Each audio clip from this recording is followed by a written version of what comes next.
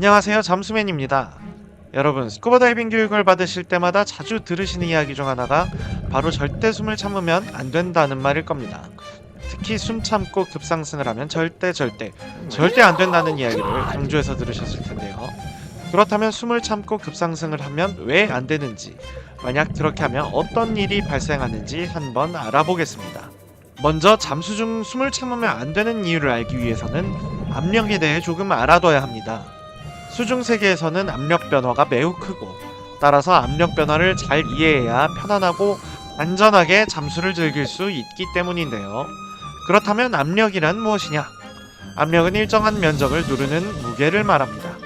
단위로는 PSI나 바를 주로 사용하죠. 압력의 종류로는 지구를 둘러싸고 있는 대기권 내의 공기 무게를 뜻하는 대기압, 물이 누르는 무게를 뜻하는 수압, 그리고 다이버가 받는 실제 대기압력인 절대압이 있습니다. 절대압은 대기압과 수압을 합한 압력을 말합니다. 물속에서는 물 밖에 있을 때보다 더 큰 압력을 받게 되는데요. 예를 들어 물속 30m에 있는 다이버가 받는 압력은 대기압인 1기압과 수압 3기압을 합한 4절대기압으로 육상에서보다 4배나 높은 압력을 받게 됩니다. 그렇다면 압력이 증가하면 어떤 일이 발생할까요? 압력이 증가하면 기체의 부피는 감소하고 그 밀도는 증가하게 됩니다. 이걸 다이빙에 적용해보면요. 수심이 깊어질수록 다이버가 받는 압력은 높아지고, 이로 인해 인체 내의 공기 공간에 존재하는 공기의 부피는 감소하게 됩니다. 이와는 반대로 다이버가 상승하면 주변 압력이 감소해 기체의 부피는 증가하고 기체의 밀도는 감소합니다. 이것을 우리는 보일의 법칙이라고 부릅니다.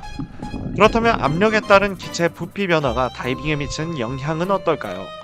먼저 하강 중에는 수심이 깊어질수록 귀의 압착이나 구비동의 압착, 마스크 압착과 같은 압착 현상이 발생합니다. 앞서 말씀드렸듯이 기체의 부피는 감소하고 밀도가 높아집니다. 다이버의 공기 소모량은 증가하게 되죠. 반대로 상승 중에는 기체의 부피는 증가하고 공기 소모량은 감소합니다. 그렇다면 호흡을 참고 상승하면 어떤 일이 발생할까요? 압력이 감소하면서 폐 안에 공기가 팽창하겠죠. 팽창된 공기는 폐 안에서 빠져나올 방법이 없을 겁니다.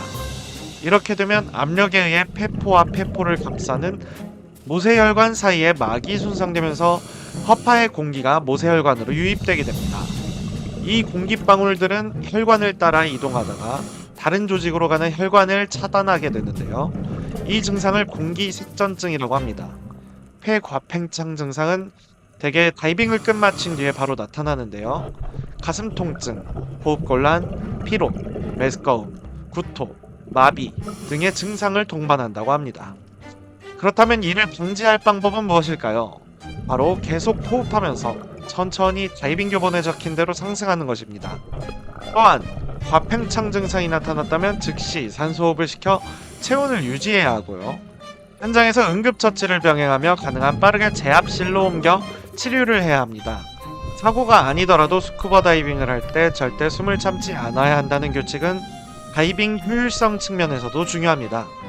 수중에서 숨을 참는다고 공기 소비가 줄거나 다이빙 시간이 연장되지 않습니다. 단지 폐의 이산화탄소 농도를 증가시킬 뿐입니다. 이로 인해 공기가 부족한 느낌을 오히려 받게 됩니다. 어떠신가요? 이제는 왜 상승할 때 숨을 참으면 안 되는지 아시겠나요? 아무리 패닉 상황이 왔어도 숨을 참고 급상승하면 더 큰 사고로 이어진다는 사실 기억하셔야 합니다. 그러면 더위 조심하시고 행복한 다이빙 되세요.